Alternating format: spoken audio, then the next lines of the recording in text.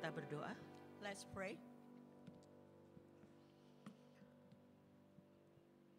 Tuhan, biarlah hati kami sungguh-sungguh mempersiapkan dengan sungguh-sungguh untuk mendengarkan firman Tuhan. God, help us to prepare our hearts to listen to your word. Dan biarlah ketika kami mendengarkan firman Tuhan, hati kami diingatkan kembali oleh kebenaran firman-Mu. When we listen to your word, our heart and our mind being reminded again the truth of your word. Dan ketika firman Tuhan berbicara untuk kami berubah dalam kehidupan kami, biarlah kami juga mau ditegur oleh Tuhan. Let your word make changes in our life, and we allow you, God, to teach us, to rebuke us of our attitude. Dan kami juga boleh mengaku dosa dan berbalik kepada Tuhan untuk sungguh-sungguh menjadi serupa dengan Tuhan. And may be able to confess our sin and to ask forgiveness from you. Tuhan, berkati waktu ini ketika kami membaca dan merenungkan firman Tuhan. Bless this time when we read about your word. Memberkati kedua hamba-Mu yang menyampaikan dan menerjemahkan. Bless two of your servants who serve you today. Urapan Tuhan bersama kedua hamba-Mu. Your blessing is upon us. Dan mari Tuhan, Kau melawat setiap jemaat-Mu dan juga kedua hamba-Mu. And you also look after all of us in this congregation. Berfirmanlah Engkau bagi kami ya Tuhan, kami siap untuk mendengarkannya. Speak to us and we are ready to listen. Demi nama Tuhan kami Yesus Kristus kami berdoa. In the name of Jesus Christ we pray. Amin. Amen. Silakan duduk Bapak Ibu. Let's be seated. Hari ini kita membahas seperti tadi dalam Pak Hendra sudah menyampaikan untuk kita membahas ucapan bahagia yang kedua dari Matius pasal yang kelima ayat yang keempat.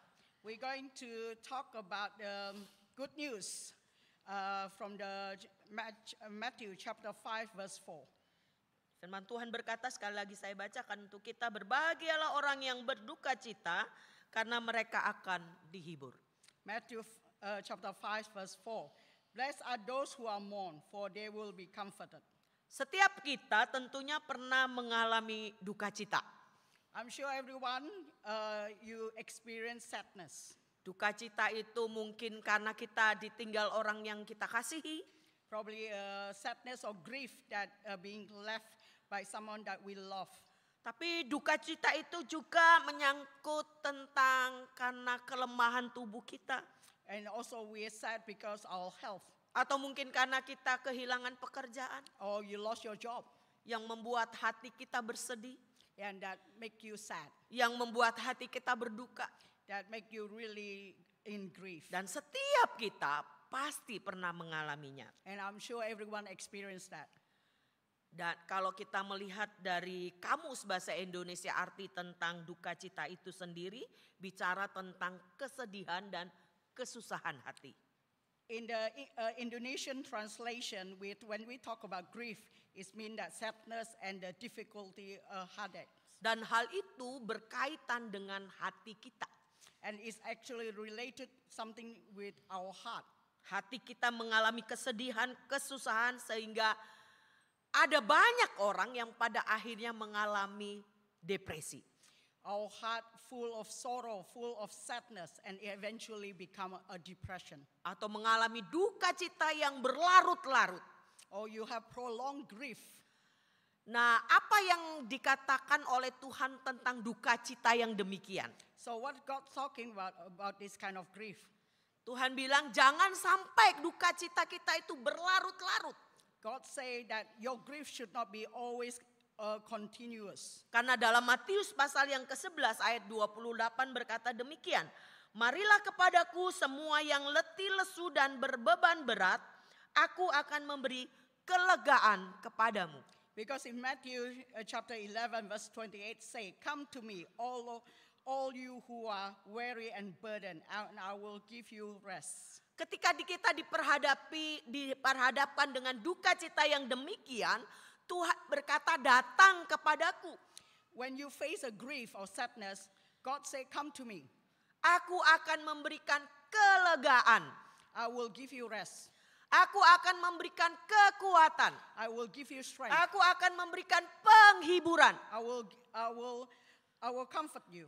Karena Tuhan memang mampu memberikannya itu untuk kita. Because God are able to give all of these things to you. Mungkin orang-orang di sekeliling kita, dunia tidak mampu memberikan penghiburan bagi kita. Probably people around us and this world, nobody can give Tetapi us a Tuhan comfort. tidak. But God Dia are berkata, able. datanglah kepadaku semua yang letih, lesu dan berbeban berat. God say that come to me all of you who are Aku weary akan and burdened, memberikan kelegaan kepadamu. and I will give you rest. Maka tidak perlu khawatir ketika kita diperhadapkan dengan kesusahan hati, kesedihan hati, atau duka cita yang mendalam. Karena ada kekuatan dan penghiburan dari Tuhan. So don't be despair when you face difficult challenges in your heart and you have a lot of heartache, because God actually going to give you a rest. Namun ketika kita diperhadapkan dengan Matius pasal yang kelima ayat yang keempat tentang berduka cita, ternyata arti dari berduka cita dalam Matius ini berbeda dengan apa yang diungkapkan, saya ungkapkan yang pertama tadi. In Matthew chapter 5 verse 4, it actually talk about the grief that is actually different from what I say on earlier on. Sama-sama berbicara tentang berduka cita, tapi maknanya berbeda. It's talk about grief, but the meaning of behind of this chapter actually different. Artinya berbeda juga. So the meaning of it is going to be different. Maka mari kita melihat apa yang diungkapkan dalam Matius pasal yang kelima ayat yang keempat ini. So let's look at what it does God mean by the Matthew Saya chapter membagi 5 atas verse dua 4. bagian.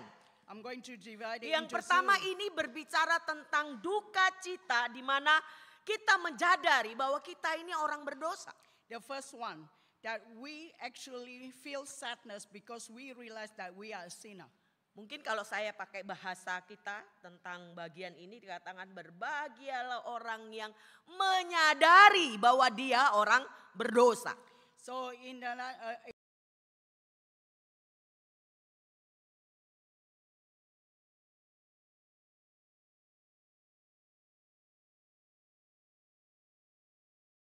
going to be comforted. Sehingga Matius ini menggambarkan tentang bagaimana berduka cita karena merasa sedih bahwa kita ini masih hidup di dalam dosa. Because in this Matthew is saying that we should be sad because we still live in the sin. Kita masih penuh dengan kelemahan untuk bisa jatuh di dalam dosa. We are full of weaknesses, so it's easy for us to fall into sin. Kita masih bisa hidup dalam kegagalan untuk mentaati kebenaran firman Tuhan. We live in the time of failure to fulfill what God wants us to do. Maka yang diungkapkan berduka citalah ini menyangkut menyadari tentang diri kita yang manusia berdosa. So when we say that to grieve is actually talk about the grief of our sin. Dalam perjalanan hidup kita, apakah kita selalu ketika jatuh dalam dosa mengalami kedukacitaan di dalam hati ketika kita jatuh atau melakukan dosa di hadapan Tuhan? In our journey of life, do you feel sad when you fall into sin? Karena ketika kita menyadari itu, itulah yang dikatakan dalam Matius ini bahwa kita berduka karena dosa kita. So when you feel sin, you feel sadness. That is what Matthew mentioned about. Ketika kita sadar bahwa kita manusia berdosa dan masih jatuh ke dalam dosa, apa yang harus kita lakukan? So when we are aware that we are a sinner and always fall into sin, so what should we do? Tuhan mau kita sadar, mengaku dosa dan kembali kepadanya. God want us to be aware of our sin and confess to Him. Itulah artinya berduka cita karena dosa kita. That is that mean of grief or sadness because of our sin. Tapi ada banyak orang-orang di sekitar kita, bahkan orang yang dalam Tuhan jatuh di dalam dosa dan itu menganggap biasa saja. There is a lot of people that even though they fall into sin, but they don't feel anything at all. They Selalu feel berkata fine. saya manusia berdosa. And always say with the excuses, Ya benar bahwa kita manusia berdosa. I'm a sinner human being. Tetapi ketika kita jatuh dalam dosa, apakah kita menyadari bahwa itu tidak berkenan kepada Tuhan? But are you aware that when we fall into sin, it actually God displeased with it? Apakah kita menyadari dan kembali kepada Tuhan memohon pengampunan Dia? Are we aware of our sin and confess our sin in front of God? Banyak orang yang menganggap ketika dia jatuh di dalam dosa, itu hal yang biasa. A lot of people think that when I fall into sin, is a common thing to do. Tidak ada duka cita di dalam hati. There is no grievance in our Tidak heart. ada penyesalan di dalam hati. There is no regretful things in our Tetapi heart. ketika ada penyesalan di dalam hati, But ada duka cita di dalam hati, when you feel regret and you feel sadness because itulah yang dikatakan Tuhan akan memberikan penghiburan. that is the reason that God will give you a comfort. Nah, kalau bicara tentang duka cita, ini bisa dikaitkan dari Matius pasal yang ke-5 ayatnya yang ke-6. Nanti akan dibahas minggu-minggu berikutnya. So when we talk about the sin, we will look at Matthew chapter 5 verse 6, which we will look at it next week. Karena yang menjadikan dasar untuk hidup orang percaya gagal itu karena ayat yang ke-5, 6 dari Matius 6 berkata, berbahagialah orang yang lapar dan haus akan kebenaran. So Matthew 5:6 saying that blessed those who are hunger and thirst for the righteousness. Orang yang gagal dalam hidupnya adalah orang yang tidak mau belajar dari kebenaran Tuhan. People who are failed in their life are normally the people who doesn't want to know, to learn about the God truth. Karena dasar kebenaran Tuhan itulah yang menuntun kita, membawa kita hidup dalam kebenaran Tuhan. Because the righteousness of God is actually to lead us to live righteously. Karena ketika orang haus dan lapar akan kebenaran, dia akan mencarinya. Those who are hunger and thirst, they will seek the righteousness from God. Dan banyak orang tidak mencari kebenaran yang sesungguhnya di dalam Tuhan. A lot of people doesn't find the truth in God. Sehingga banyak orang yang akhirnya jatuh di dalam dosa. So that's why there's a lot of people fallen into sin. Sekali lagi bagian ini mengingatkan kepada kita ketika kita jatuh di dalam dosa. These verses remind us once again when we fall into sin, Ingat ada penghiburan di dalam Tuhan. there is a comfort from God. Caranya ketika kita jatuh dalam dosa, kembali kepada Tuhan. The way to get the God comfort is we go back to God and confess our Mengakui sin. segala dosa kita. Confess our sin Dan memohon pengampunan daripada and ask forgiveness from God. Tuhan akan memberikan penghiburan dan pengampunan bagi God kita. will give us a comfort and forgiveness for our sin. Kalau kita melihat kisah tentang Daud. When we look at the story of David, Daud bersinah dengan siapa? Bathsheba. David actually have a affair with Bathsheba. Siapa Bathsheba? Who is Bathsheba? Istri dari Uria. Is a wife of Uriah. Siapa Uria? Who is Uriah? Tentaranya Daud. Is a David soldier. Daud jatuh dalam dosa persinahan dengan Bathsheba. David fall into sin for unfaithfulness. Ketika dia tahu dan Bathsheba memberitahukan bahwa dia sedang hamil. So when Bathsheba told David that she was pregnant, Daud membuat sebuah rancangan. so David start make a plan, Rancangan kejahatan. a evil plan. Apa itu? What is that? Dia mengirim Uria untuk berperang di garis terdepan. He sent Uriah to fight in front of the line. Tujuannya untuk apa? For what is the reason for it? Supaya Uria mati atau meninggal. So in order to kill Uriah in the war. Dan akhirnya Uria meninggal Eventually Uriah di died medan peperangan. in the war. Apa yang Daud lakukan? So what David did? Daud mengambil Bathsheba menjadi istrinya. So when he died, then David took Apa Bathsheba yang as his dilakukan wife. Daud itu sebuah dosa yang luar biasa jahat di mata Tuhan. What David did, it actually a great sin in the eyes of God. Sehingga Tuhan mengutus Nathan untuk menyadarkan Daud. So ended up that God actually sent Nathan the prophet to David. Kita bisa lihat di dalam 2 Samuel kisah ini.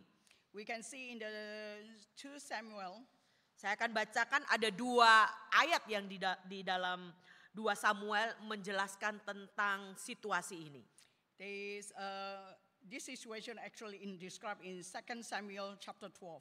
Saya akan membaca yang pertama 2 Samuel pasal 12 ayat 9 berkata, "Mengapa engkau ini Nathan bertemu dengan Daud dan berkata, mengapa engkau menghina Tuhan dengan melakukan apa yang jahat di matanya? Uria orang Het itu kau biarkan ditewaskan dengan pedang. Istrinya kau ambil menjadi istrimu dan dia sendiri telah kau biarkan dibunuh oleh oleh pedang Bani Amon." Ayat 2 Samuel ayat 12 pasal 12 ayat 13 dikatakan, "Lalu berkatalah Daud kepada Nathan, aku sudah berdosa kepada Tuhan." Dan Nathan berkata kepada Daud, "Tuhan telah menjauhkan dosamu itu, engkau tidak akan mati." In 2 Samuel chapter 12 verse 9, it says, "Why did you despise the word of the Lord by doing that is evil in his eyes? You struck down Uriah the Hittite with the sword and took his wife to be your own. You killed him with the sword of the Ammonites." And then 2 Samuel 12:13 say, "Then David said to Nathan, I have sinned against the Lord." Nathan replied, "The Lord has taken away your sin. You are not going to die." Daud katakan, "Aku telah berdosa kepada Tuhan." David said, "I have sinned against the Lord." Ini sebuah pengakuan tentang kegagalan hidup Daud. He has confessed about the failure of his life. Tapi Nathan berkata kepada Daud, "Tuhan telah menjauhkan dosamu itu dan dikatakan engkau tidak akan mati." Nathan told David that God has taken away his sin, that he is not going to die. Ketika Daud berduka dengan dosa yang dia lakukan, dia tahu kesalahan yang dia lakukan, dia datang kepada Tuhan. When David realized the sin that he have committed, he came to Lord and confessed his sin. Tuhan mengampuni Daud dan Tuhan memberikan penghiburan bagi Daud. God forgive David and comfort him. Penghiburannya apa? So what is the Engkau comfort? tidak akan mati. So through God say he's not going to die. Ketika seseorang hidup melakukan dosa, ketika ada anugerah bahwa engkau tidak akan mati, itu adalah sukacita atau kebahagiaan yang terbesar. When someone committed a sin and God confirmed that you're not going to die because of your action, it's actually a very happy situation. Tetapi Daud tetap mendapatkan konsekuensinya dari Tuhan. But because of his sin, there is a consequences of his sin. Apa konsekuensinya? So what is the consequences of it? Di dalam 2 Samuel pasal 12 ayat 14 dikatakan, "Walaupun demikian," kata Nathan kepada Daud, "karena engkau dengan perbuatanmu ini telah sangat menista Tuhan, pastilah anak yang lahir bagimu itu akan mati." So in 2 Samuel chapter 12 verse 14, it say, "But because by doing this you have shown utter contempt for the Lord, the son born to you will die." Daud dikatakan tidak akan mati. God told David he's not going to die. Tetapi di dalam ayat ini dikatakan bahwa anak yang akan dilahirkan itu akan mati. But it say that the child that going to be born from the adultery will die. Itu konsekuensi yang dialami oleh Daud. This is the consequences that David have to bear. Ketika kita jatuh di dalam dosa, When we fall into sin, ketika kita datang kepada Tuhan mengaku dosa kita, when we confess our sin, Tuhan akan mengampuni kita. God definitely will forgive us. Tuhan akan memberikan penghiburan bagi kita. God will comfort us. Karena dosa kita sudah ditebus oleh Tuhan. Because our sin have been forgiven by God. 1 Yohanes 1 ayat 9 berkata, "Jika kita mengaku dosa kita, maka ia adalah setia dan adil, sehingga ia akan mengampuni segala dosa kita dan menyucikan kita dari segala kejahatan." 1 John chapter 1 verse 9 it say, if we confess our sin, he is faithful and just and will forgive us our sin and purify us from all unrighteousness. Pelajaran rohani untuk kita ketika kita jatuh dalam dosa, ingat, datang kepada Tuhan, mengaku dosa, maka Tuhan akan pulihkan kita. A reminder for us, when we actually fall into sin, then we actually have to come to God, confess our sin, so God will forgive us. Sehingga di dalam Matius pasal 5 ayat 4 berkata, berbahagialah orang yang menyadari dosanya, datang kepadaku, memohon pengampunan, maka dikatakan ayat selanjutnya, akan dihiburkan. So in Matthew 5 verse 4 is reminding us, those who are confess their sin are those who are happy person, and because they will receive comfort. Yang kedua yang kita akan lihat dari ayat ini berkaitan dengan bagaimana berduka cita karena dosa. Itu bicara tentang dosa dunia dan dosa orang-orang yang kita lihat. Second point is when we talk about our sadness because of this world. Pertanyaannya, apakah ketika kita melihat dosa orang lain, melihat dosa dalam sebuah negara, apakah kita ada duka cita melihatnya? The question is, when you see evil thing in this world happen or in a country, do you feel sadness in your heart? Atau kita hanya berkata, itu urusan dia dengan Tuhan. Or do you feel like it's not my problem, it's their issue? Benar, itu urusan dia dengan Tuhan. It is true, it's his problem with God. Tapi ketika itu berkaitan dengan kita orang percaya melihat mereka, itu menjadi masalah untuk kita. But actually as a believer, you see something evil going on, you should feel Karena sad. Tuhan mau kita berduka cita juga untuk mereka. Because God wants us to feel empathy toward them. Tuhan juga mau kita ambil bagian dalam duka cita mereka. God wants us to share their sadness. Dengan cara memperhatikan mereka, mendoakan mereka, membawa mereka untuk kembali kepada Tuhan. By God want us to pay attention to them, to pray for them, and to bring them back to God. Kalau bukan kita yang memperhatikan mereka, kalau bukan kita yang mendoakan mereka untuk kembali kepada Tuhan, siapa yang bisa mendoakan dan menangis untuk mereka? So if we are not doing any action, praying or take care of them, who going to take care of them?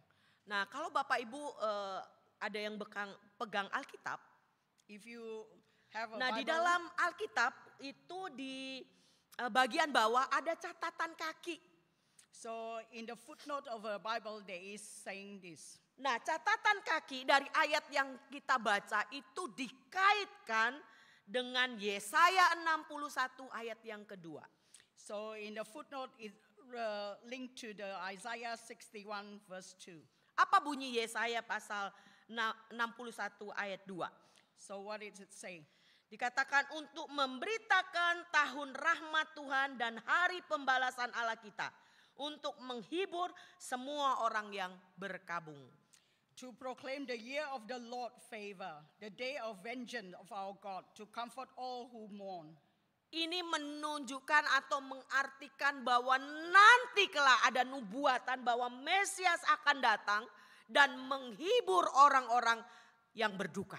And there is a prediction that God, the Messiah, will come back again and to Karena zaman nabi-nabi, because during the prophet time, nabi-nabi yang diutus oleh Tuhan melihat keadaan orang-orang percaya yang hidup di dalam dosa dan bagaimana melihat bangsa-bangsa yang tidak mengenal Tuhan menista, menganiaya umat Tuhan. so during the prophet time, in the Old Testament, a lot of prophets actually saw the difficulty and injustice life of the believer. Sehingga ada janji bahwa ada Mesias yang akan datang yang memberikan penghiburan bagi orang-orang yang berkabung. So God promised there will be a Messiah to give a victory and comfort Ada to those beberapa people contoh who are di mourning. dalam bagian firman Tuhan yang menjelaskan ada orang-orang yang memperhatikan orang-orang yang peduli kepada orang-orang yang hidup di dalam dosa. There is several examples of people that saw this thing happen, that it really care about the things that happen. Kita melihat Nabi Yeremia. We're going to look at Jeremiah. Nabi Yeremia berduka cita, menangis, melihat situasi umat Tuhan. Jeremiah felt sad and cried because the injustice happened to the God child. Saya akan membaca ada 3 bagian ayat dari Yeremia yang menjelaskan bagaimana Yeremia memiliki hati untuk berduka cita, menangisi orang-orang dan umat Tuhan yang hidup di dalam dosa. We are going to read 3 verses in Jeremiah that how Jeremiah actually literally care about things that happen to God children. Yang pertama Yeremia pasal 9 ayat yang pertama. The first one is Jeremiah chapter 9 verse 1. Dikatakan sekiranya kepalaku penuh air dan mataku jadi pancuran air mata, maka siang malam aku akan menangisi orang-orang putri bangsaku yang terbunuh. Oh, that my head were a spring of water and my eyes a fountain of tears. I will weep days and night for the slain of my people. Kalau kita membaca ayat-ayat sebelumnya, itu dijelaskan tentang bagaimana dosa yang dilakukan oleh umat Tuhan.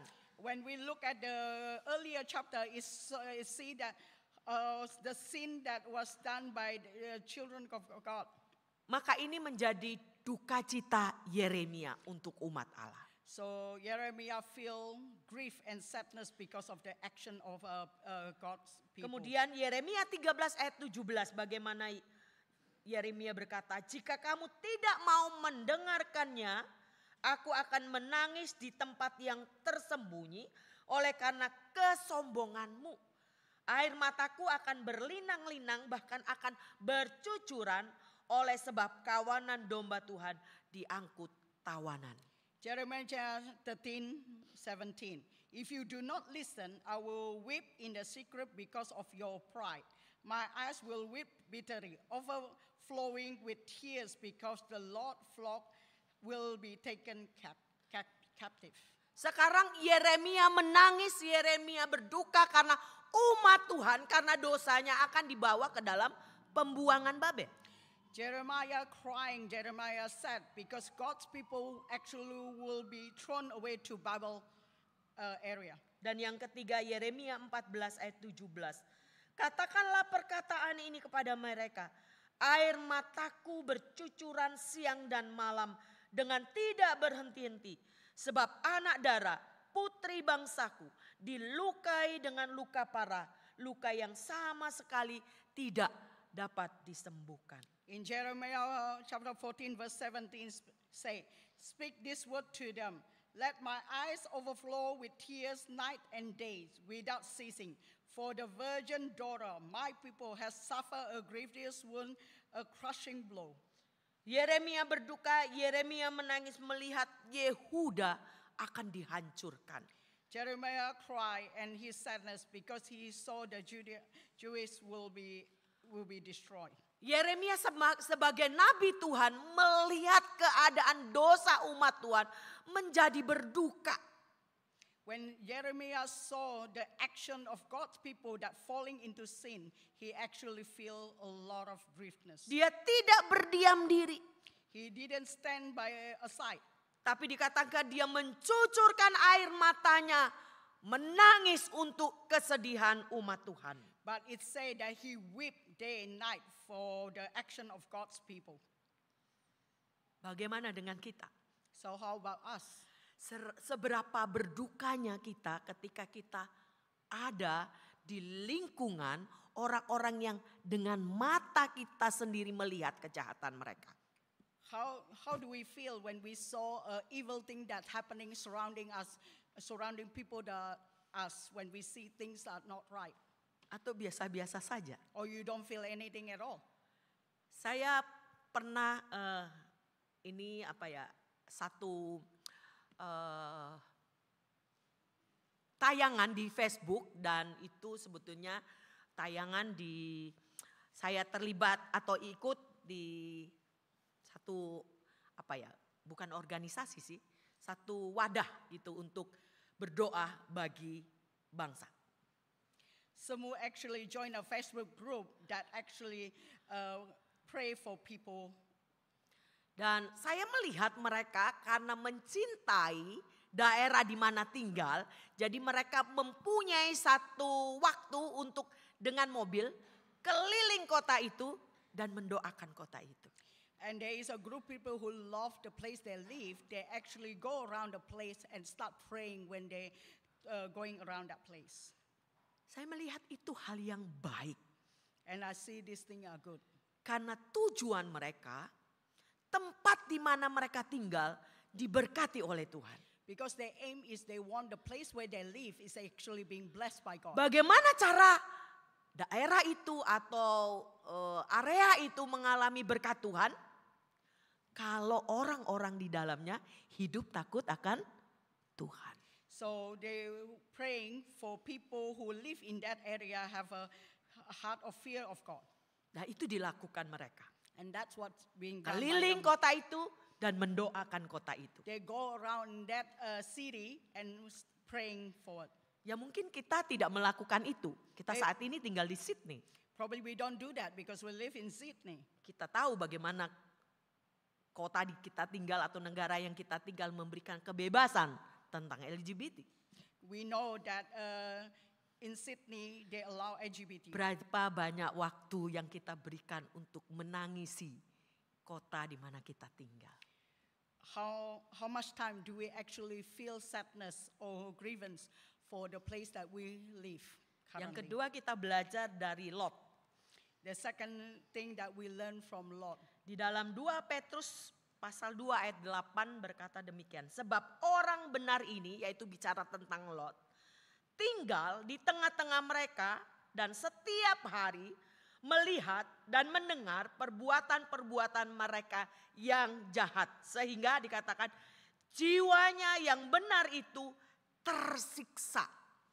In the 2 Peter 2 verse 8 it say, for the righteous man which is Lot, living among them day after day, was tormented in his righteousness soul by the lawless deed he saw and heard.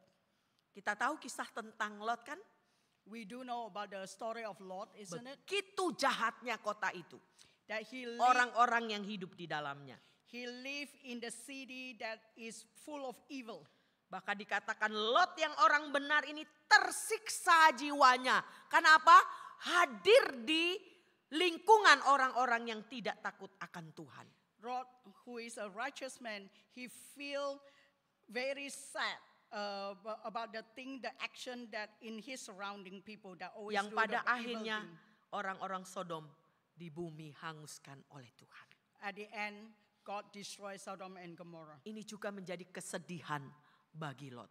This is also make Lot very sad about it. Melihat orang-orang yang hidup di dalam dosa. To see people to live in the sin. Kita melihat juga Paulus. We also saw Paul. Dalam Kisah Para Rasul 20 ayat 19 dikatakan, dengan segala rendah hati aku melayani Tuhan. Dalam pelayanan itu aku banyak mencucurkan air mata dan banyak mengalami pencobaan dari pihak orang Yahudi yang mau membunuh aku. In the Acts chapter 20 verse 19, Paul say, I serve the Lord with great humanity and with tears and in the midst of severe testing by plot of my Jewish opponents. Paulus mencucurkan air mata karena apa? Dia mengalami tekanan-tekanan. Paul actually cried because he faced a lot of pressure from surrounding people. Bahkan akan dibunuh. Even those people want to kill him. Dia menangisin bukan menangisin dirinya. He's not crying for himself. Tapi menangisi orang-orang Yahudi yang ingin membunuh dia. But he actually cried for Jewish people who want to kill him. Orang Yahudi siapa?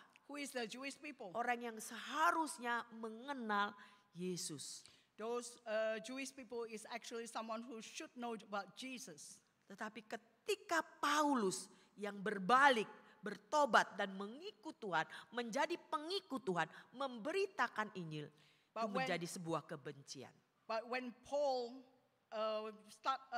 change himself, follow Jesus Christ, and Jewish people that his friends and family start to hate him. Dan yang terakhir, apa yang dilakukan oleh Yesus? But at the end, what Jesus did? Lukas 19 ayat 41. In the Luke chapter 19 verse 41. Dan ketika Yesus telah dekat dan melihat kota itu, yaitu kota Yerusalem, ia menangisi. As he approached Jerusalem and saw the city, he wept over it. Mengapa Yesus menangisinya? Why Jesus crying Karena over di Jerusalem? dalam ayat-ayat yang nanti Bapak Ibu bisa baca dalam Lukas 19 ini dikatakan bahwa Yesus berduka cita, Yesus menangis karena kota Yerusalem itu akan dihancurkan. Jesus cried, Jesus said, because the Jerusalem going to be destroyed, stated in Luke chapter 19 onward. Hati Yesus pun menangis melihat ada kota yang tidak lagi melakukan kehendak Tuhan. Jesus said because he saw a city of Jerusalem no longer follow what God asked for. Maka kita lihat di sini bahwa Yesus pun berduka melihat kehidupan orang-orang yang tidak takut Tuhan. Jesus also feel grievance toward people who are living not fear of God. Maka dalam minggu-minggu sengsara ini yang kedua kita belajar tentang berduka cita karena dosa. So in the next few weeks during the Lent season, we're going to look at the griefness because of sin. Maka saya menyimpulkan hal yang pertama di minggu-minggu sengsara ini yang menjadi refleksi hidup kita. Yang pertama adalah apakah kita sungguh-sungguh menyadari bahwa kita ini orang berdosa dan perlu pertolongan Tuhan. In the week of Lent, I want everyone to be aware of the first thing is when you committed sin, are you going to confess in front of God and really repent? Kita membutuhkan salib Kristus yang membawa kelepasan dalam hidup kita. We need the cross to give us a relief from our sin. Kita membutuhkan Yesus untuk menyucikan dosa-dosa kita. We need Jesus to purify our sin. Dengan sebuah kesadaran dan penyesalan yang terdalam dari hati kita.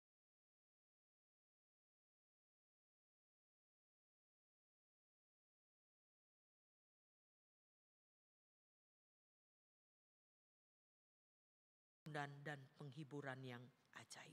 Because through Jesus who have died in the cross, then we receive forgiveness. Kebahagiaan mungkin tidak kita dapatkan sekarang. Maybe happiness we can't get it right now. Tapi kebahagiaan itu kita dapatkan ketika kita berjumpa dengan Tuhan. Ada kehidupan kekal yang Dia siapkan bagi kita. But one day we will be fully happy when we meet with Jesus. Yang kedua, sebagai orang percaya, Tuhan mau kita pun berduka cita, menangis dengan orang-orang yang hidup di dalam dosa. Second part, as a God people, people who are believe in God, God want us to share the sadness among people who live among people who do a lot of sin. Kita berduka, menangisi dan juga berarti berdoa untuk mereka. We feel sadness of the evil thing that happening around us and other people. Supaya and we juga also pray mereka for them. mengalami kebahagiaan di dalam Tuhan. So those people who facing a difficulty, Karena mereka mengalami pengampunan dosa dari Tuhan. they will feel comforted because they get forgiven from God. Tuhan menyediakan tempat juga bagi mereka. That God give them a place of comfort. Hidup kekal bagi setiap orang yang mau datang kepadanya. For the eternity life that for everyone Mari di who dalam want to come to minggu-minggu God. sengsara ini, Let the time of Lent period, kita belajar lewat bagian firman Tuhan ini. we learn from the passage of God. Menyadari akan dosa kita, We are aware of our sin. datang dan bertelut di hadapan Tuhan, mengaku segala dosa kita. Come in front of God, confess our sin. Dan mari kita menjadi pendoa-pendoa syafaat bagi orang-orang yang belum percaya kepada Tuhan. Bagi bangsa yang belum mengenal Tuhan. Let us become a prayer warrior for people who doesn't know God and for people Itu who yang are Tuhan in mau, suffering. kita berduka cita bersama dengan Dia. This is what God wants us to feel empathy and sadness toward people who are feel injustice. Tuhan Yesus memberkati kita. God bless His word. Mari kita berdoa. Let's pray. Terima kasih ya Tuhan untuk kebenaran firman-Mu. Thank you, God, for the truth of your word. Duka cita yang Tuhan inginkan dalam hidup kami adalah The grief that God wants us in our life is menyadari keberdosaan hidup kami. that we are aware of our sin. Tanpa Yesus, kami Without tidak Jesus. mampu. Kami tidak sanggup untuk hidup benar di hadapan-Mu. Without Jesus, we cannot have a righteous life. Duka cita yang Tuhan inginkan, kami juga menangisi orang-orang di sekitar kami yang belum mengenal Engkau. Our griefness, our sadness is also we acknowledge people who are in the Menangisi midst, dosa-dosa mereka yang membawa kepada kebinasaan. those people who are facing a difficulty in their life, Dan and mendoakan mereka supaya mereka boleh dimenangkan bagi Tuhan. that we become a prayer warrior for those people, and those people be able to turn back their life to Pakailah God. setiap kami orang percaya ya Tuhan. Use each one of us who Yang are sudah a believer, mengalami pengampunan dosa dari Tuhan. that we already receive forgiveness from you, Membawa mereka di dalam doa kami. to bring those people in Supaya our mereka prayer. pun boleh mengalami pengampunan daripada Tuhan. So those people be able to receive your forgiveness. Terima kasih untuk kebenaran firman-Mu. Thank you for your truth. Berkatilah firman-Mu ya Tuhan. Bless this word. Demi nama Tuhan kami Yesus Kristus kami berdoa. In the name of Jesus we pray. Amin. Amen. Tuhan memberkati.